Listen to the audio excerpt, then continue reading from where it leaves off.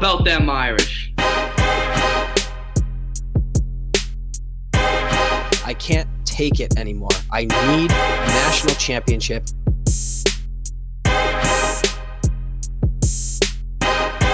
This is the Four Horsemen podcast.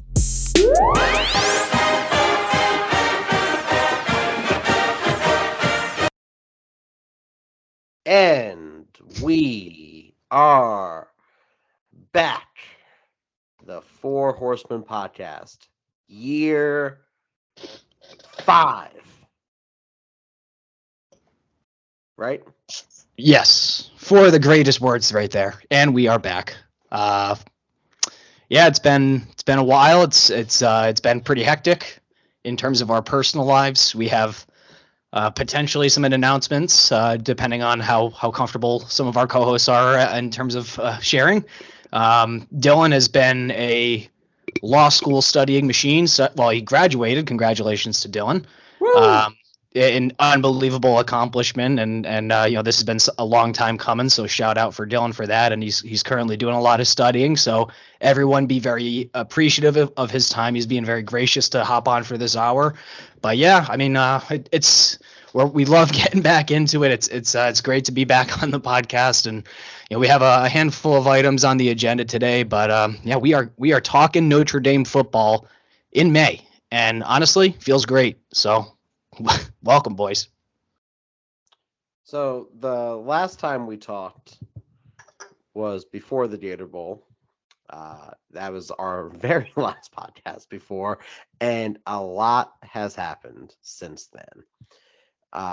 Really, let's just recap our last podcast. We had Drake Bowen on. Drake is now one spring ball down. He is through baseball season. I'm pretty sure the Irish are still playing that. And we lost a special teams coach, our quarterback, our other quarterback, our quarterback's coach, our offensive coordinator. You name the people we've lost. We've lost a ton to go through all that. But we've also added generational talents across the board. So since then, a lot to get into. Let's get underway with the Gator Bowl. That was a football game. All right, now we're on to recruiting. I don't know. I just want to say before we move on to it in our classic bowl fashion, what a performance, what a gutsy performance from the team. And you got to see a complete opposite of the Fiesta Bowl the year before, where that team collapsed at the halftime. And, it was a national disgrace, like seems to be every big game in recent Notre Dame years. And the Gator Bowl was really, I think, almost a sign of things changing, because it was the opposite there. They played really bad in the first half, came out guns blazing, and then won a really tight game. It was tied or within a score in the fourth quarter. Tyler Buckner had an amazing game despite the interceptions and the hilarious pick six. 2 of them. What a game overall. I think you saw breakout performances from 2 tight ends, both Mitchell Evans, and you've seen a little bit of our boy there. Name's escaping me, of course. Holden Stays.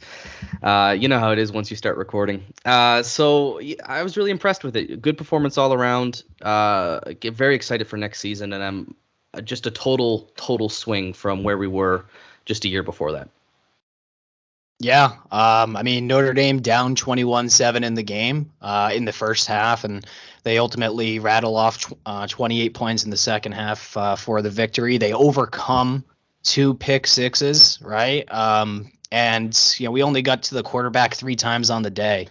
So like the pass, Spencer Rattler was kind of moving all around, and at certain points making us look foolish. I was actually pretty pissed about that, because like the one guy I wanted to absolutely dominate was Spencer Rattler. But hey, you know what? At the end of the day, 45 points for Notre Dame, 38 points for South Carolina. So we move on, and that's Tyler Buckner was the hero, and everything was great. And 5 touchdown performance from him. He had over 300 yards. And then all of a sudden, a lot of changes came to South Bend. I'm going to quickly go over some of those changes. We'll start with. Can I say one thing real quick? Shane Beamer's a child, and I don't like him. I think I'm out on the entire state of North and South Carolina in terms of coaches. Any Division I football coach, I am out.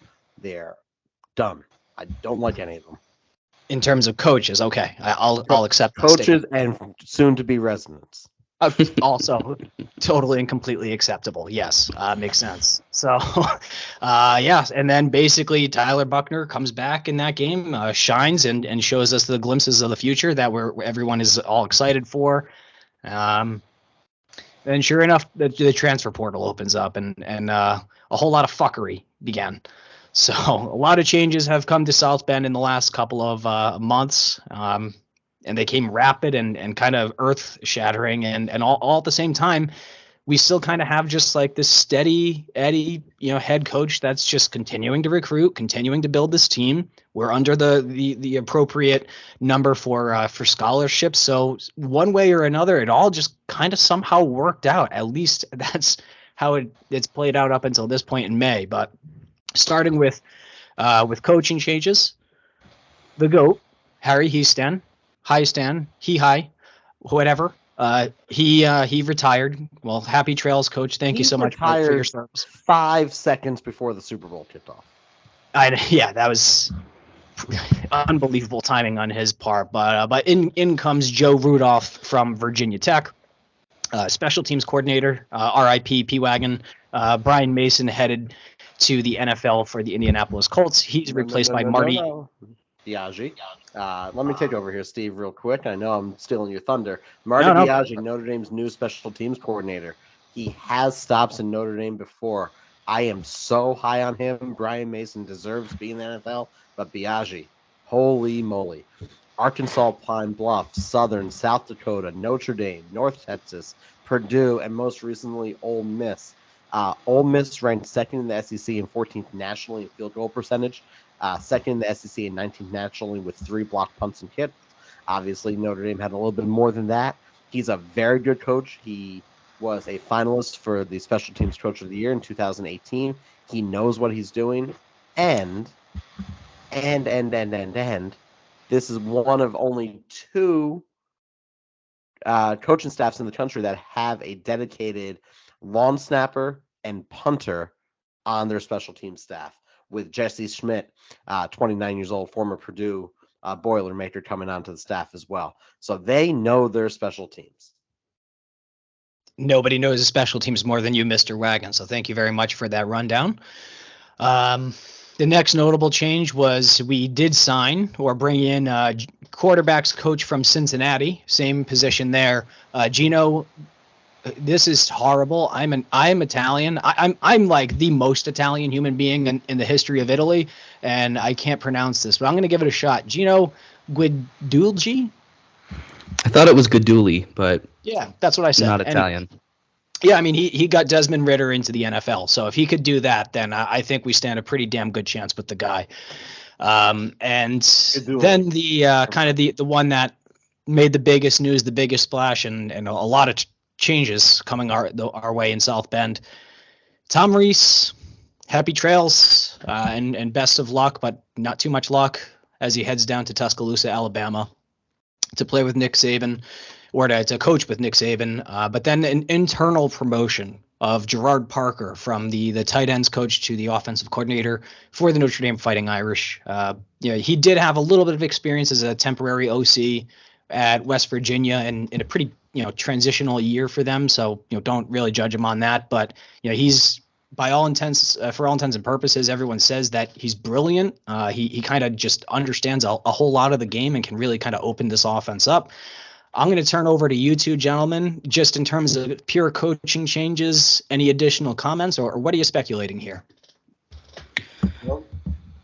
Yeah, so I can run through each of them one by one here. So we'll start with the offensive line coach, Harry Hiestand.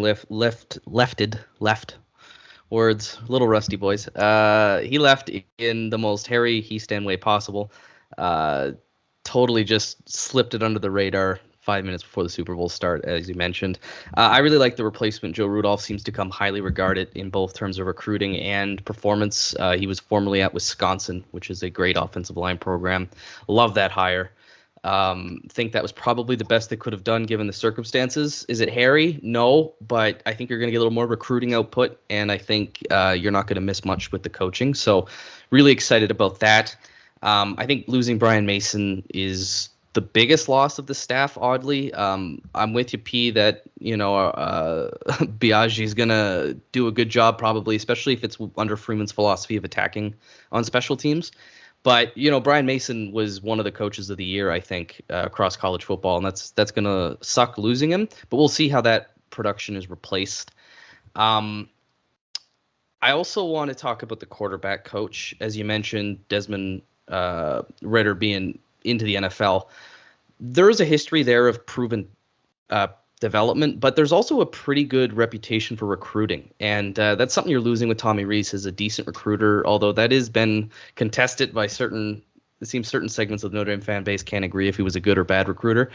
I think you're going to get a little more quarterback specialty in recruiting, which will be nice, and they got to keep bringing in that talent, and the early returns there are positive, and we all seen, I think, that clip Notre Dame released of him coaching with the mic on, and I think we've all got to see what kind of personality and how exciting he would be as a coach. And then lastly, you get to the offensive coordinator. Tommy Rees this was the year for him to prove it. It hadn't been good enough up until this point, but there were things he did great on that people don't want to give him credit for. Was he the best offensive coordinator in the country? Absolutely not, but there's a reason Alabama went after him. I will say, though, I'm kind of excited about this promotion. I wasn't the biggest Andy Ludwig fan just because I thought that would entail more power football, more running the ball, when I think Notre Dame needs to get into a more of a balanced, if not pass-heavy approach. And when you look at Gerard Parker's tenure in West Virginia, there's some debate about how much he was running that offense, but that was a heavy RPO offense.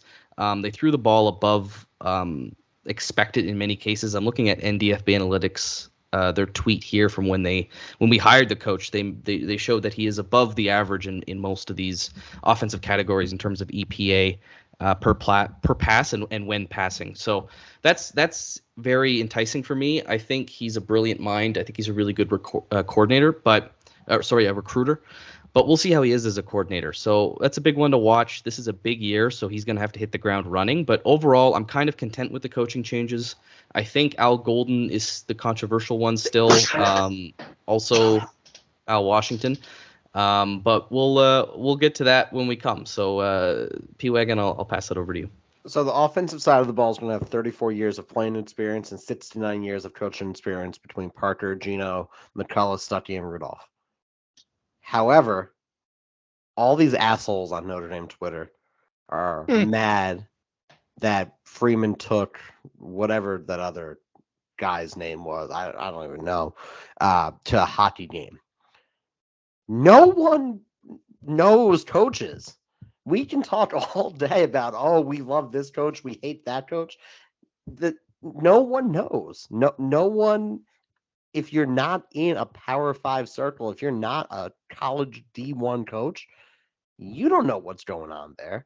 And everyone's like, oh, well, they did this, they did that. Bah, bah, bah, bah, bah. It's all scuttlebutt, and it's all bullshit. What do you do on the field? Oh, Notre Dame would refuse to buy out a contract. Maybe. It's not up for us to talk about.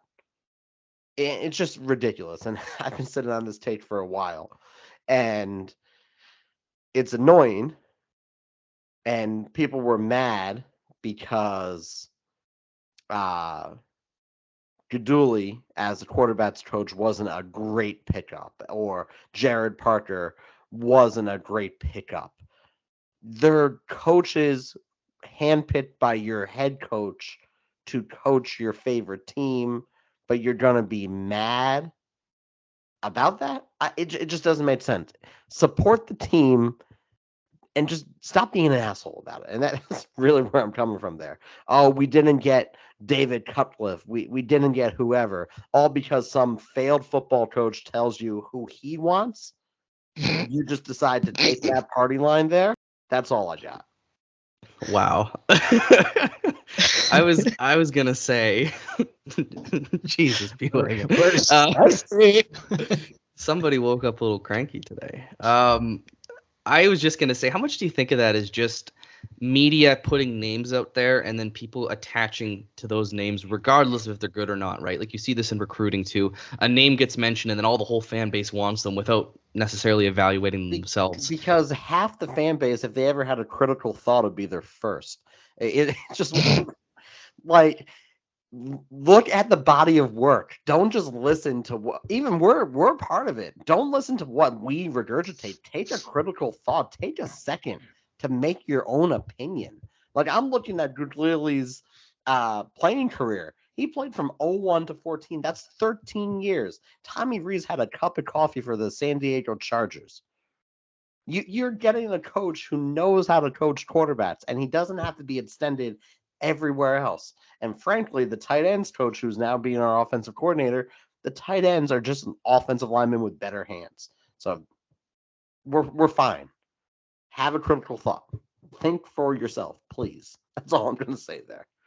But yes, you're right, Dylan. Wonderful. I'm speechless. If you haven't realized, guys, I'm a little bit angry with this whole just social media in general. I actually logged out of our account for a couple of weeks just because of how ridiculous people were being. The fan base can be interesting, especially with social media. I definitely see what you're getting at there, but yeah, I like the hires. What do you think, Steve? Listen, these are the guys, and we ride for our guys, right? It's like, hey, especially the four horsemen. Let's ride. Like it's the Notre Dame Fighting Irish. It's not like we're UNC, where if Mac Brown goes, the entire program folds. Like we are Notre Dame. We replace talent, whether it's at the quarterback position or whether it's the head coach. If one of them wants to head down to the Bayou, then cool, we can get somebody better. So we can reload. And guess what? If it doesn't work, I don't know. I'm under the impression that the institution that's been around since like 1840 has a little bit of money that they could fucking spend next year. So like, oh, what are we going to go? One more year without a national championship? Oh, shucks. Oh, man. Oh, darn. Like, oh, it's the end of the program. Fold it. Like, no. Like, those are the guys. You support them. Would I have wished for like Bill Belichick and like, I don't know, that cat from Los Angeles, the Chargers, who's like, or like Cliff Kingsbury? Yeah, sure. Of course. I'd like the greatest coaches of all time. We have damn good coaches. They're at Notre Dame for a reason. And if they don't work out, we'll get a better coach at Notre Dame because we're Notre Dame. You don't have to overthink it. We got the guys. If Coach Freeman believes in them, I believe in them. Pretty straightforward.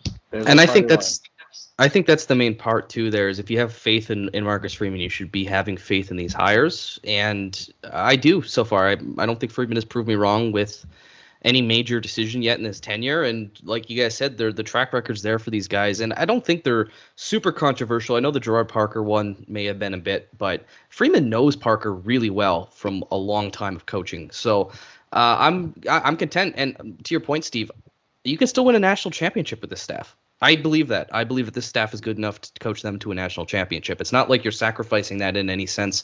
So I'm happy with it. I'm good to move on too if you guys are. So Dylan, just the last thing you said right there. Freeman knows his staff. He knew Tommy somewhat because they were on the staff together. When you're the head coach, and this is speaking from head coach experience right now, you get your people in, your staff is 1,000 times better. Those people that you bring in, and I've been on a staff where I haven't been the guy year 1, but year 2, 3, 4, I've been his guy. You know the intricacies of the coach, and that just makes everything click just a little bit better. So let's see how it happens. I'm excited for the season. That's great insight. And for our listener at home, P-Wagon is coaching rugby again as a head coach. So he's got some experience. He's also coached football. So he knows what he's talking about, at least to some extent. At that. Just no big deal. No big deal. Well, congrats, man. We're really proud of you. So, Steve, unless you got nothing else to say, we could probably head into the draft here. We got a lot to cover because the Horsemen are hard workers in the offseason. Facts. Yeah. NFL draft, only 3 players drafted, a bunch of other, unsigned free agents or undrafted free agents that have signed with teams and they're going into their rookie camps. But just focusing on the guys that did get drafted, there's 3 total. Obviously, the big guy, Michael Mayer, tight end. He was picked in the second round, pick number 35 to the Las Vegas Raiders. Then a couple of picks later, just 5 picks later, in the second round is Isaiah Foskey heading down to New Orleans. And then in the 6th round, pick 201, I think that's the 24th pick of the 6th round, Jarrett Patterson, our former center, heading over to Houston. So, I mean, hey, for Houston, if you can get an offensive lineman in the 6th round that was, a 4-year starter that had 0 sacks let up in his career, there's some incredible value there. Michael Mayer in Las Vegas, it kind of just feels like a little serendipitous, just given that he absolutely balled out in that game against BYU, and and then obviously Isaiah Foskey, I think he'll do just fine being 6'5", 240 on that defensive line down in New Orleans. So obviously best of luck to all those guys. Is there anything that you guys see in regards to the fit on their team or any other commentary you'd like to add? I would like to make a comment. I would like to put this on the record for whoever's taking recordship at home. I am officially a New Orleans Saints fan. Ooh, we finally have an NFL team for Mr. Wagon. Yes. Blake Grupe signed, undrafted, but signed with the Saints. And Foskey, money. There's my new team. At least for 1 year. We will have a 1-year signing period, and then I will come back to this next May. More importantly, has John Sott been signed? John Sott has retired from football. Damn. Breaking news. Damn, that stinks. He was a great fucking punter, man. He thanked us for all our hype train for him all year was unbelievable. That was a lot of fun. He thanked us for everything. He said we made his last year fun, but he has officially retired from football. You heard it here first, folks. Along with friend of the program, Braden Lindsay.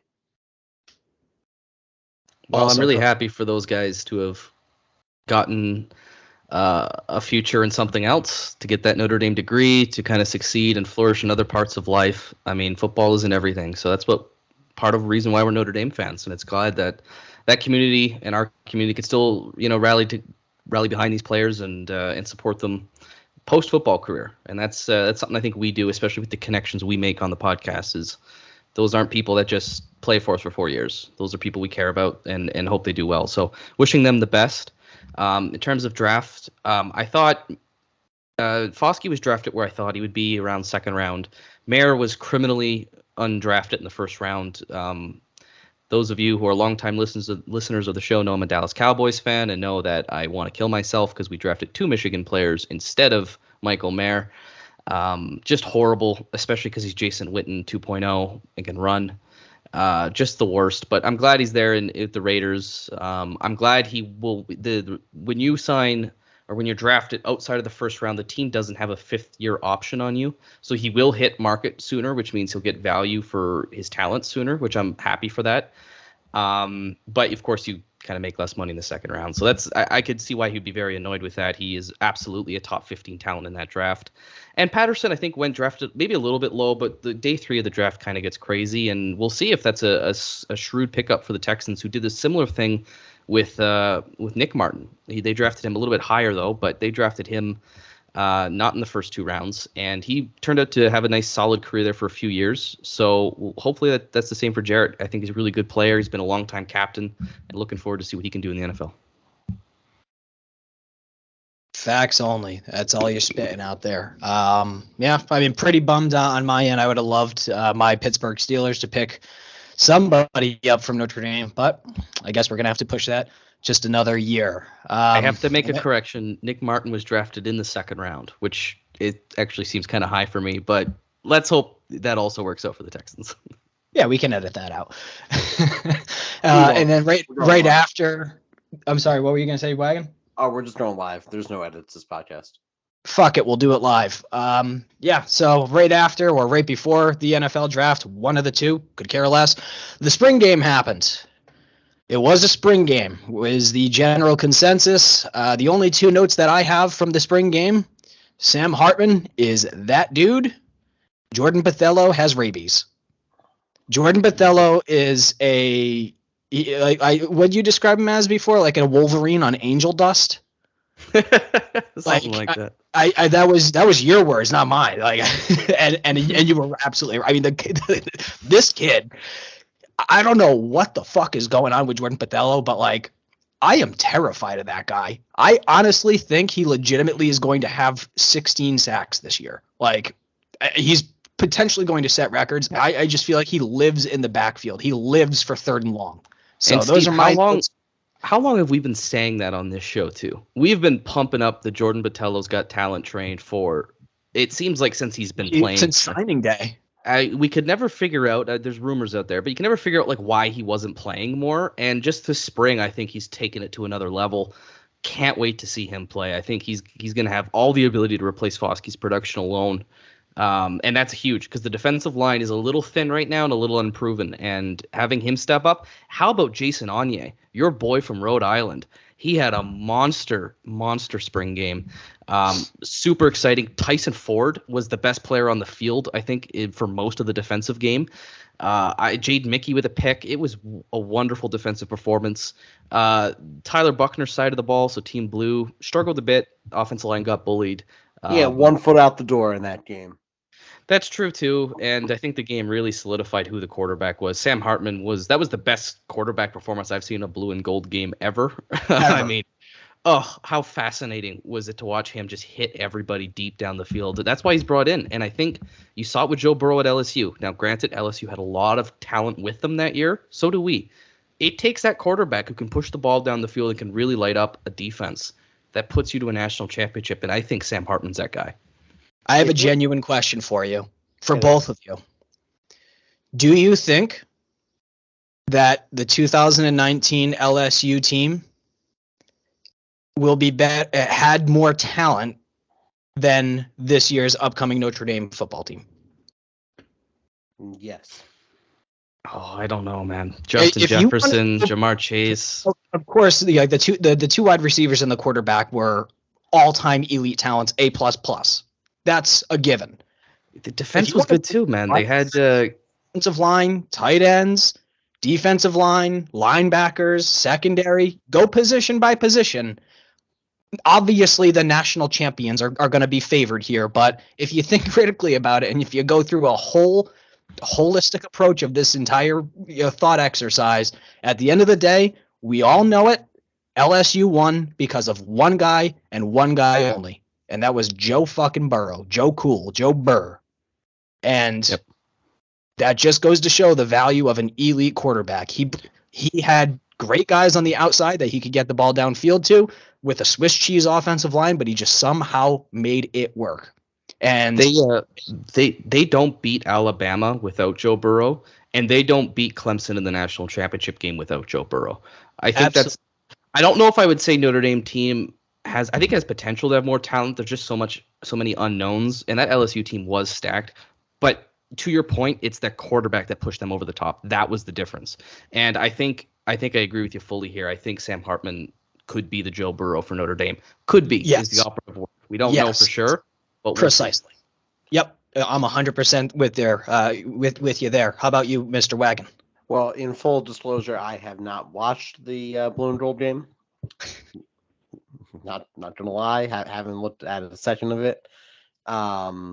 So my point will be reserved until I do see Sam Hartman play, which will be in August because I'm not gonna watch that glorified scrimmage. Sam Hartman last year, Wake Forest Sam Hartman. If we get that effort plus 10, we're in consideration there. I think Jamar Chase, Justin Jefferson do set them apart a little bit more. So I am leaning 2019 LSU there, but I do see where your point is with Hartman being that game changer, with Steve Angeli being the backup, waiting in the wings to mop up some duty in the fourth quarter. Facts only. Yeah, I mean, Steve obviously will throw a touchdown pass this year. Mark my words. Multiple. But yeah, I mean, obviously, it's just a fun thought exercise. Obviously, LSU in 2019 would be the better team as of now. Obviously, we don't know what this team is going to be, but exactly as Dylan pointed out, it's the quarterback that's ultimately the difference maker. And if we have our offensive line, Joe Alt projected to be a top 10 pick already, we know we have the tight ends. Chancey Stuckey has been an absolute blessing. We have 4 horsemen in the backfield, like unbelievable running backs, and then our defense is only getting better year over year with a defensive-minded head coach. So, just saying, maybe he's the prince that was promised, in the words of Mr. Wagon. But I that's all the thoughts that I had in regards to the spring game and everything. Anything else that you guys wanted to say before we go on to transfers? So I think as a segue to transfers, I want to bring up Phil Dracovic, and before everyone loses their mind, I would like to remind everyone that we strongly support the athletes and decisions they make that is best for them. And I wish Phil the best, despite his petty comments about shipping up to Boston that still got P-Wagon livid. With that said, how funny is it to think that had he stayed at Notre Dame, he could have started 2021, 2022, and 2023. He left for game time and could have been a 3-year starter here. Obviously, COVID and injuries included in that red shirt for him, but I think that would have been still fascinating, and I still think he's a huge talent. So just wanted goes to show that the grass is not necessarily always greener. For a certain quarterback that may have left us. Steve, do you want to take it from there? Yeah, well, let's go to the transfers. There was a bunch of transfers out. There was also some transfers in. So, it does make things quite interesting as we're done with the spring practices, heading into summer camp. Well, summer workouts and then summer camp eventually in July and August. Guys heading out. Cornerback Jaden Bellamy transferred to Syracuse. Tight end Kane Barong heading out to Coastal Carolina and Myrtle Beach. Shout out South Carolina. Pretty cool state. Logan Diggs, currently in the transfer portal. Our running back is, I think the rumor is LSU. Is that correct? LSU, Auburn. South Carolina was making a big push for him as well. A lot of SEC schools right now. Well, that's the thing is ultimately, I mean, I like Logan Diggs a lot. Looks like he's an SEC talent running back, which that one's going to sting. But again, we still have a quite full stable behind him. So I think that just speaks volumes to Notre Dame's depth and the recruiting that we've had. I will say it does sting to lose a talent like that, but if there's a position where you can lose a talent like that, it is absolutely running back. One, because running efficiency largely depends on factors beyond a running back, such as offensive line and defensive scheme, but also to the extent that running back talent matters, we're loaded. Like, we are absolutely unbelievably loaded at running back. You got Audric Estime, I think, is one of the best running backs in the country. Chris Tyree is going to be a slot, perhaps running back guy. Jabran Payne is here. Jadarian Price is coming back off an injury, and he was looking like the best running back the year before. And then you got Jeremiah Love, who might be the best recruited running back Notre Dame has brought in since Greg Bryant. Been a fan. Yeah, Greg Bryant may have been the high. He was a 5-star, so it's similar there. What was that, 2014, 2015? Yeah, that era. Yeah, so yeah, we are stepping our game up. So the fact that we're pushing talent out the door and they're landing in the SEC, good news, boys. Good fucking news. Next up, we have Osita Ekwonu. He transferred to Charlotte. Shout out 49ers. The offensive lineman, Caleb Johnson, he's currently in the portal, no team yet. Same with Prince Colley. Prince Colley hurt. He was a borderline 5-star. He was a hell of a linebacker coming out of college. I think he's entering his true junior year, and he's seen very, very limited time up to this point. And I think he's just getting a little bit crowded out, especially with friend of the program, 5-star Drake Bowen coming in, and obviously Jalen Sneed as well. So that's another area where I think we kind of have an embarrassment of riches, which is nice and a lot of depth. So hate to see him go, but also we'll survive it. Jacob Lacey, another one that hurts. I really like the kid. I've always liked him. I always thought that he kind of could really step it up, but it ends up he's going to Oklahoma. So and he jumped in the portal, I think, like in the season last year. So that wasn't like it was during the eligibility. Yeah, he wasn't like an off-season trend. Like we knew he was leaving early, so that we had time to adjust for that one. But I agree with you. Lacey was a guy I thought always was going to make it this year. But best of luck to him at Oklahoma. Exactly. Long snapper Alex Peach is currently in this transfer portal. That's because Milk Vincent's coming back, and then you got Reno Montefiore coming up. We're loaded at long snapper. I'm gonna go with Rhino Monteforte, just given the I want to throw a little Italian at the end of it, so that's the way that I'm gonna pronounce it going forward. A pretty notable one, our old starting backup QB, Drew Pine headed out to Arizona State, not even guaranteed a starting job there. Yikes. Best of luck to him though. He was a cool hit guy, just didn't work out, and that's okay. Lorenzo Styles, wide receiver position. He's heading over to Ohio State to join his brother Sonny. His brother Sonny is a 5-star recruit, incoming freshman, right? No, he reclassified a year early, so he was actually at Ohio State last year. Oh, okay. And Styles is most likely going to be on as a corner there. Exactly. Yeah. So when you can't catch the ball as a wide receiver, you switch to corner. And then we had Joe Wilkins Jr. in his 18th year of college football is going to Miami of Ohio. I always liked Joe Wilkins, and I was hoping to see him be a little bit more involved, but injuries ultimately plagued his career. But best of luck to JWJ. And then the big one, the one that led to a lot of turmoil, because now this was the projected starter for next year in his senior season, and always felt like the guy that was kind of going to bring us to the next step. Tyler Buckner is following old offensive coordinator Tommy Rees down to Tuscaloosa, Alabama. Looks like he's going to fight for the starting job as the head coach of the Alabama Crimson Tide. So, of any of those, do you have any extra words, or do we want to? I mean, I personally, I think I'll always love Tyler Buckner, especially if he hasn't said anything really bad about Notre Dame. He's just life circumstances kind of just brought him to a different spot. So I wish him the best of luck. Would love to see him go 10-2 this year. That'd be a great year for him. And in the Heisman conversation, but please, for the fucking love of God, lose 2 games and just end this shit. I'm so sick of Nick Saban. But that's the entirety of my thoughts, but I'll turn over to you guys. Yeah, this is a thought experiment, and we're going to flip it on you. Tyler Buckner has a good year, gets drafted, goes to the NFL based off of what he did at Alabama. Okay? Do we get to claim him? Because Ohio State fans claim Joe Burrow. Well, here's the difference. Joe Burrow played what? How many snaps for Ohio State? How many? Yeah. Tyler Buckner was a starter here, won a bowl game. That's a lot different. I think the Jalen Hurts comparison might be a little better because that's a guy who started at Alabama and ended up at Oklahoma.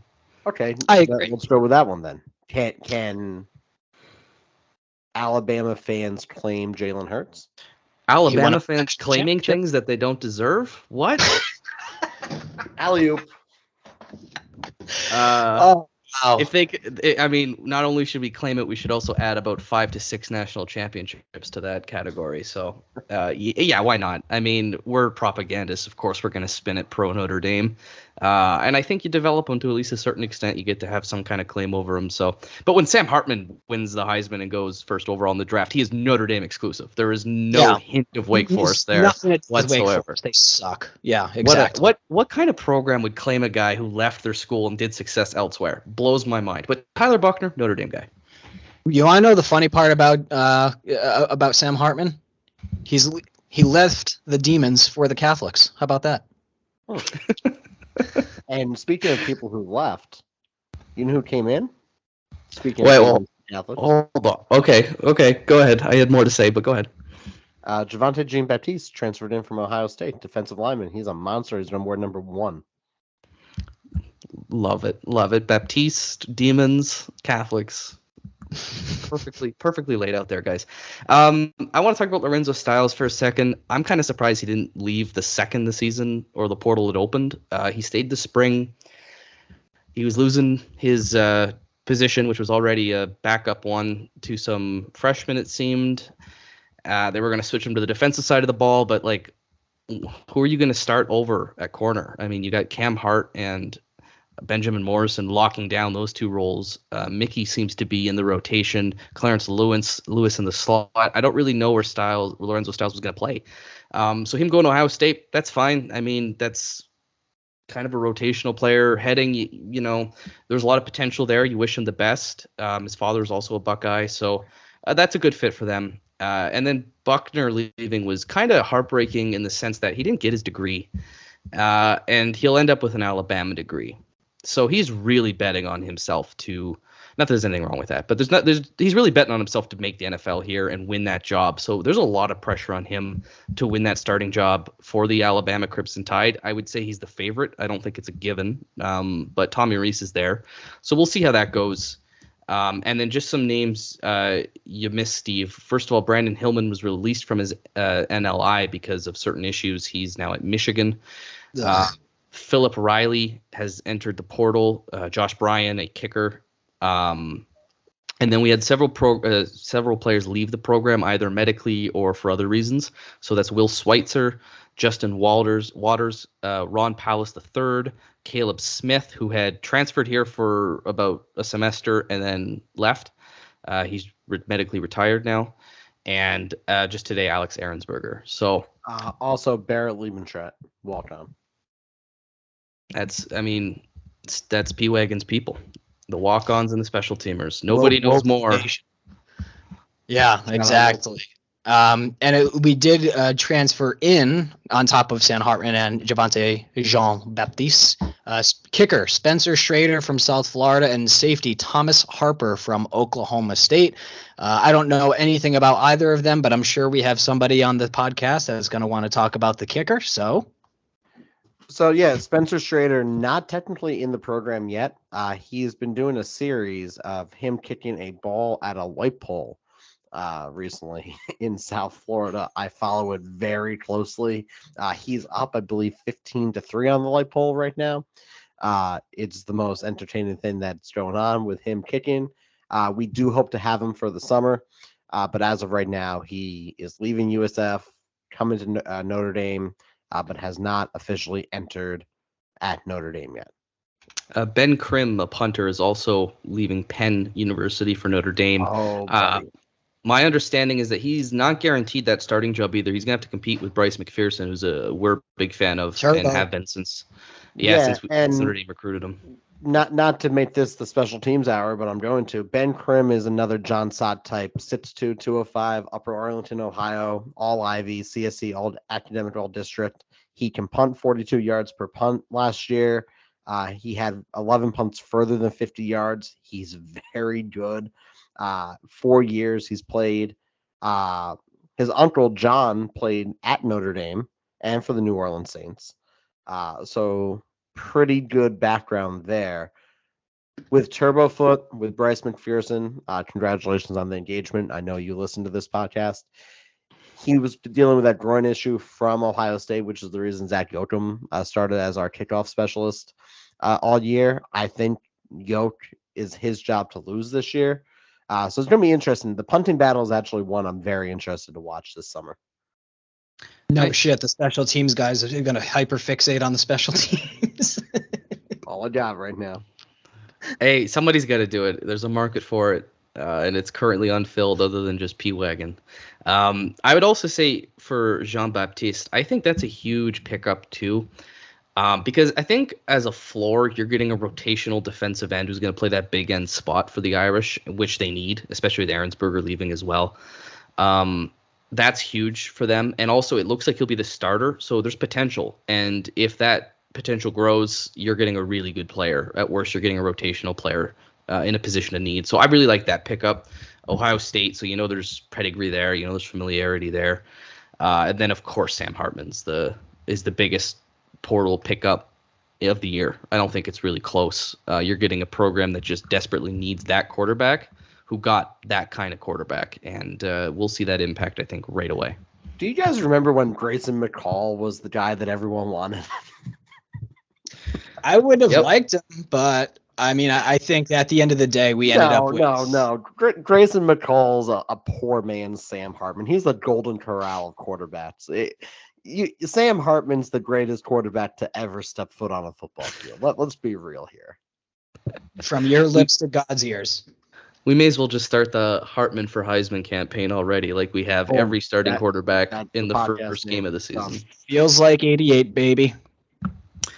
Absolutely. Because the Oilers won a Stanley Cup in 1988, and they'll be winning one this year as well. Can I say one more thing? Just don't bring up hockey right now. I'm too much of a fragile state to talk about hockey. Javonte Jean-Baptiste is going to be wearing number 1. This is the first time since Irish Chalk. While, because back it was Greg Bryan wore it. Mm-hmm. On the defensive side of the football, it was Louis Nix III. Louis Nix, rest in peace. Yeah, so it's wild that Freeman's actually bringing that number back because under Kelly, it was gone for quite a while. I mean, we don't really retire numbers, I don't think, at Notre Dame. That's, no, but it was like it was an unofficial type of thing that he did. So right. I don't know, just a thought there. Yeah. Well, that takes care of all the transfers and roster movements. Just the last couple of topics I think we should all get to. There's been some major contracts that are expiring or changing, and kind of a lot of the landscape in terms of Notre Dame football. That also has ramifications for potentially conference alignment, which I do not want to join a conference. I want to be independent forever. That's until that changes. But yeah, there's the apparel deal that just expired today. There's also discussions of media rights. I'm not sure if that's already kind of gone by the wayside or what the deal is with that. Dylan, you're a lot more kind of tuned into that. So between both the apparel deal and the media rights, take it away because you are the absolute genius when it comes to this stuff. Well, I was going to say, who had the foresight to poll Notre Dame fans about 2 months ago before the news broke? I've been following this for a while. Same thing with the NBC contract. It seems like I've been the only Notre Dame fan talking about it until Always Irish actually just did a video and a podcast or an article for it. So it seems to be getting a little more popular now because it is something that is ever present even when we don't think about it. I would say one correction, Steve. So the apparel deal still runs, I think, until the end of not even this season, I think the end of next season, but it was the exclusive window that Notre Dame had with Under Armour that expired. So under the contract, they had a window where it was just them two. I don't know. I don't have any sources on this. I'm just guessing it expired for 2 reasons. Either Notre Dame had no interest in renegotiating and just want to take it to market, which is my guess, or Under Armour said they can't afford to, or they're not close enough on a deal, something along the lines. So either Notre Dame said no to Under Armour or vice versa, or they're looking just to take it to market, and there's a chance they do sign with Under Armour. I would suggest that's not the case. I think the fact that this news leaked to begin with, I think is suggestive of something. And I think we'll see Notre Dame sign a new deal. My guess is going to be Nike. However, I think Notre Dame wants to set the market.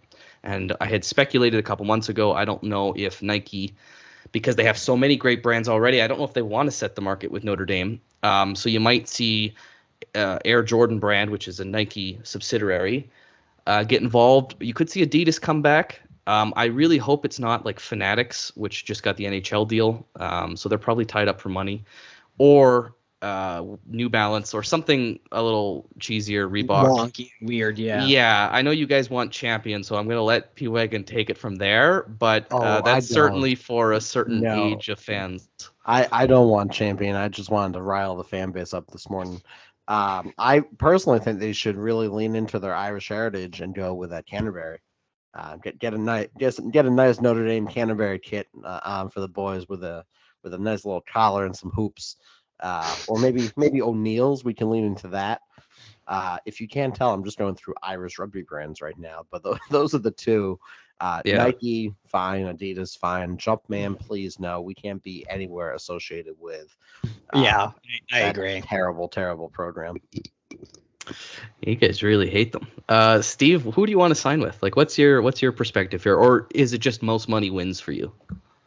It's not. I don't even give a shit about the money, to be honest. Again, we're talking about an institution with an endowment of what, like $12 billion. Who the hell knows? Like, they have unbelievable amounts of money. I don't care about money. What I care about is what's going to look good, who's going to make good concepts for both the Shamrock series, and who's also going to make the the helmets pop, the pants the appropriate way, who's going to make an alternate with the gold with the green jersey that's actually going to get people like to buy in. The green with the blue is like an atrocity to mankind. Like I want to pour bleach in my eyes just thinking about it. So whoever's just going to make a fun, just a fun rendition of it, that's going to be an ode to kind of the past and everything that's been classic and everything that we love about Notre Dame, but also looking forward to the future. Anyone who can kind of thread that needle is I'm down with them. So champion would be actually pretty friggin' awesome. Would be funny and unique. But I mean, if I were to, I think that ultimately Nike probably wins out just because of sheer market force and they're just dominant. But my answer is whoever's going to make us look the best for on the field and then also for recruits, because truthfully that is honestly a major part of it. All right, gun to your head, who is that? If you had to take the guess, who do you want that to be? Nike. Adidas. I'm with Nike too. I mean, labor issues overseas aside, exactly. that's a huge issue, of course. Here's why I don't think it'll be Under Armour, and I'm taking this from the article today. If you guys don't remember, Notre Dame's apparel deal with Under Armour was the largest at the time, and Michigan a couple years later had gotten one that was more value, but Notre Dame's had, or more like just money per year more, but Notre Dame's contract was worth more because at the time part of the contract was Under Armour stock was given to Notre Dame. Here's why I don't think Notre Dame's going to sign with Under Armour. When they signed with them, the stock price for Under Armour was $27 per stock. Steve, do you want to take a guess, because you're a markets guy, what Under Armour's stock is right now? Let me look that up now. Sorry, $27 was 2019. So this is actually way after the deal still. So this is just in the last 4 years. Dear God, I just looked that up. I'll let you surprise I'll let you announce the price, but holy crap. So the article says $7.71 is what. Lower now, it's 708 post market. Yeah. So you could see why Notre Dame lost millions on this deal, and I don't think we'll be seeing Notre Dame sign with Under Armour again. I've made people of the show know I'm probably know that I'm a Liverpool Football Club fan, and whether you like or hate that club, there is an undeniable amount of similarities between them and Notre Dame. I don't want to spend the whole podcast getting into it, but they're very, very similar sports comparisons, and I think it's actually the best sports comparison for Notre Dame. They switched to Nike a couple years ago. And I got to tell you, there's something about being a Nike product that's just a lot better. Like, the product was really nice. You see it in sponsorships more. You see celebrities wear it more. It becomes just more culturally relevant. And I think Notre Dame, I think that's the path. Again, lots of concerns with Nike, but I think that's probably the answer. We'll just see if Nike's willing to pay up for it. Agreed wholeheartedly. I mean, I think that's it for that conversation. We can keep talking till we're blue in the face, but ultimately there's still kind of a lot of dominoes that need to fall before we can speculate anymore. And we're not journalists. We're just idiots talking into mics, but you love us and you listen to us and we appreciate it. So I think it's a good time to close out here, heading into the mailbag. Mr. Wagon, take it away. Yes, we only have a few questions here. Kick off with Kenneth at Finder_goat. He's an Alabama fan, right? Do we like him? Yeah. Yeah, we love him. Not a question, but I challenge you all to list 10 good things about the Michigan Wolverines. No. Should we attempt something at least? Notre Dame beat them when Steve and I first met. Labor Day weekend 5 years ago. Newport, Rhode Island, shout out. Notre Dame beat them. That was also our first game as a podcast, by the way. Michigan was that's very true. Those are two things right there.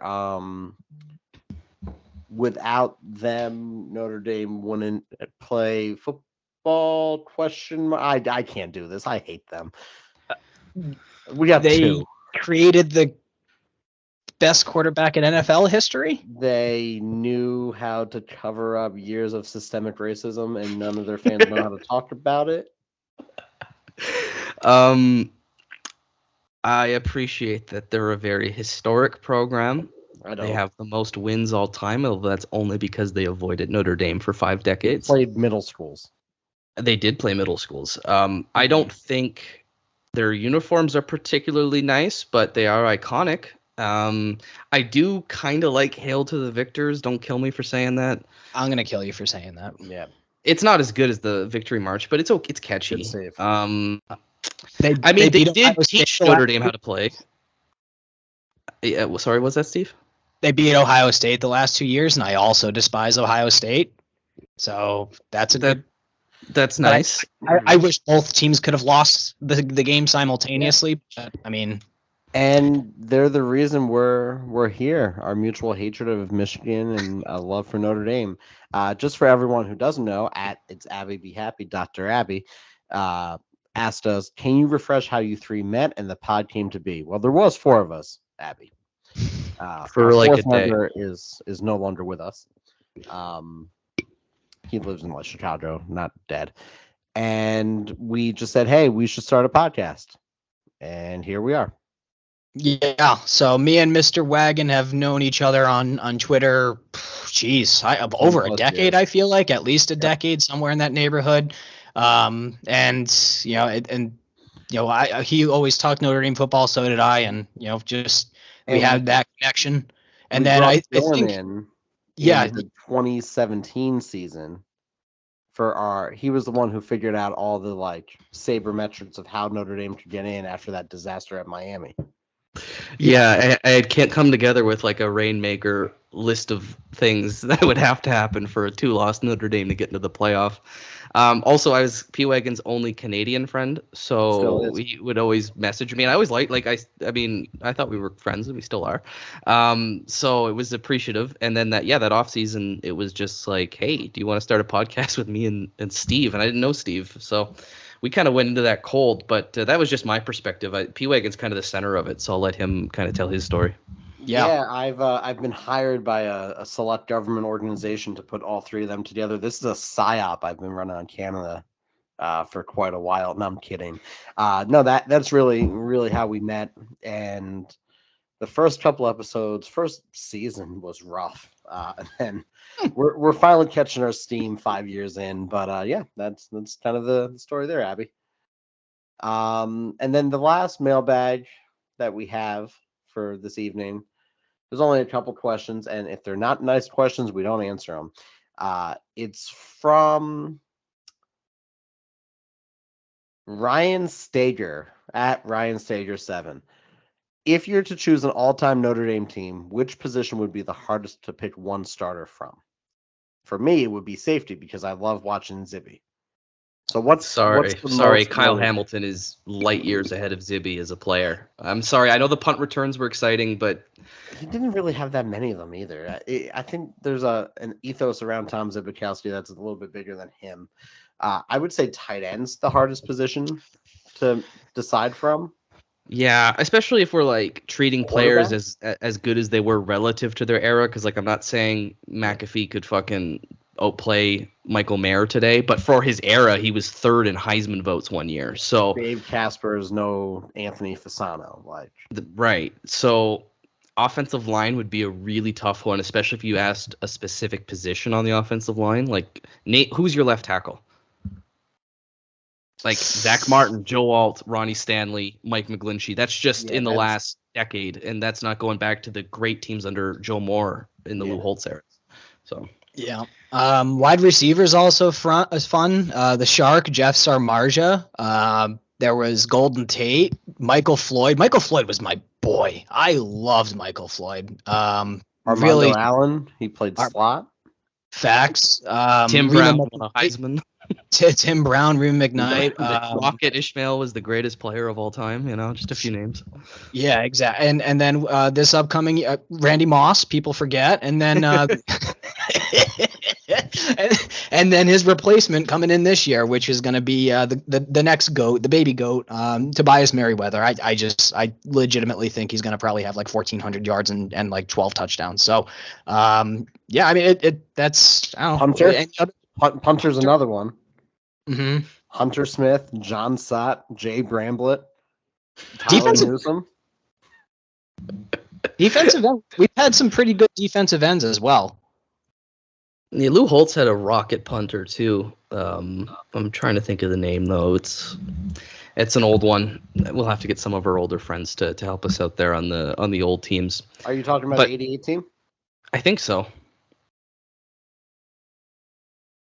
We all wait as he quickly looks it up. Bated breath. What's that? No, I don't know it. I'm not gonna lie. I'm not fronting like, oh, I remember that punter. I wasn't born in '88. But who you're thinking of? The kicker was Reggie Ho. That's who you're thinking of. Yeah, I mean, could be. Maybe it's another Holtz kicker. I couldn't tell you. I just knew Holtz had one really good kicker. Reggie Ho was a very good kicker. Was a great kicker. Yeah.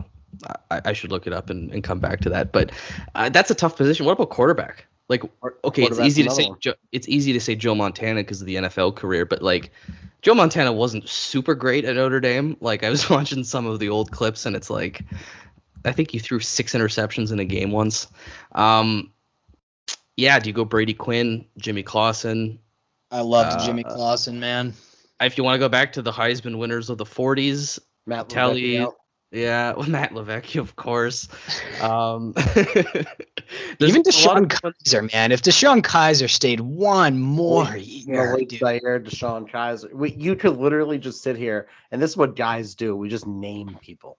That's what we just did for this last 3.5 minutes. And I'm still gonna keep doing this. This is awesome. By the way, Joe Theismann, he would have been the first Heisman winner to have won it with a losing record, but he finished second that year in voting. Like, his name is Theismann because it rhymes with Heisman. That's not even how you pronounce it. It was Theismann, and they changed the pronunciation. I have a button downstairs that says Theismann as in Heisman. Little fun fact there. And yeah, those are the questions for the day. So we could continue to name people. But Hunter the punter is the punter I was thinking of. Hunter Smith. Yep, he had a long NFL career too. Yeah, a little bit later in the Lou Holtz tenure, but yeah, that's so I was thinking. Ben Turk. Remember Ben that Turk guy? Do I remember Ben Turk? I remember Ben Turk. Tyler Newsome it might be the leading candidate. I don't know. Facts. Well, I think that that's a good wrap for the spring episode for the Four Horsemen. We might check back in. I think at least Dylan and I might check back in for a recruiting episode soon, just because everybody knows that Mr. Wagon hates recruiting until we get a bunch of really good recruits that are good at special teams, and then he loves recruiting all over again.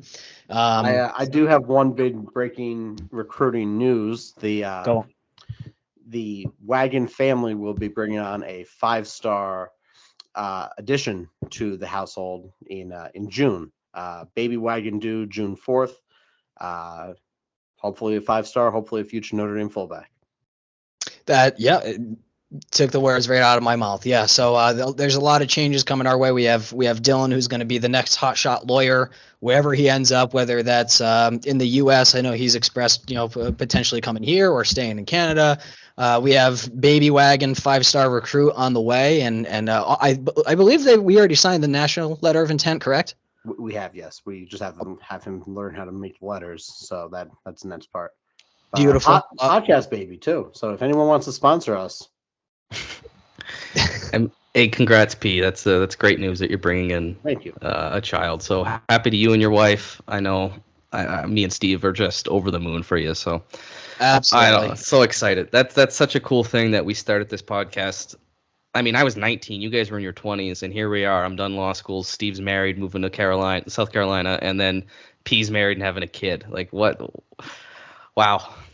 Yeah, and that was the final news. I've officially finally purchased a house, and I am moving to Charleston, South Carolina. So if we have anybody who is ever going to be, in that area visiting or anything, and if you like golf, then by all means hit me up. More than happy to play. So Sorry, all of us Steve, are I didn't mean to steal that thunder from you. I thought that was already out there. My bad. No, that's quite all right, buddy. Yeah, so a lot of life changes coming our way as the Horsemen, and it's cool because truthfully, it really does feel like we're growing not only as a team internally, and I'm so happy to be connected with you guys and with our friendship, but also, there is a genuine connection to the fans and everyone that's been listening and sticking with us for 5 years now. So super appreciative of everything. Thank you for listening. Please subscribe, rate 5 stars, review. We love you guys. Thanks for listening. That's everything on my end. I'll sign out, but I'll turn over to you guys. For the first time in the 2023 season, go Irish, beat Navy. Correction, I wasn't 19 when I started this podcast. I was definitely in my 20s, but still, the point remains early 20s. I had to do the math in my head. Things have really flown by for us. I really appreciate you guys. Obviously, just as the three of us as a community got each other's backs, going through life together. It's really nice to have made friends with you guys and the listeners, of course. I mean, so much fun knowing that there are other Notre Dame psychopaths out there who can't do anything else normally except talk Notre Dame. And we really appreciate that. I mean, I know a lot of you guys personally now.